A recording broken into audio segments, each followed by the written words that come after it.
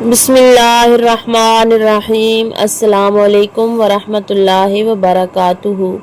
میں امید کرتی ہوں کہ آپ سب خیریت سے ہوں گے۔ آج اس ویڈیو میں بات کریں گے خواب میں قید خانہ دیکھنے کے حوالے سے۔ اس خواب کی مختلف صورتیں ہیں اور ان کی مختلف تعبیریں ہیں۔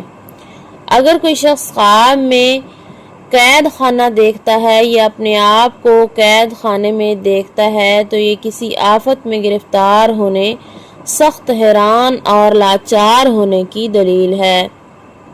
صدقہ و خیرات کرنا چاہیے، استغفار پڑھنا چاہیے۔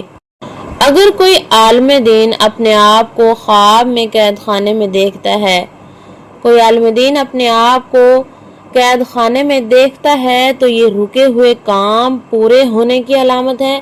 خواب میں قید خانے سے بری ہونا، آزاد ہونا، رہا ہونا، یہ خوف سے محفوظ ہونے اور ڈر سے امن میں ہونے کی علامت ہے۔ خواب میں کسی شیطان کو قید کرنا، یہ مدد، نصرت اور شہرت ہونے کی علامت ہے۔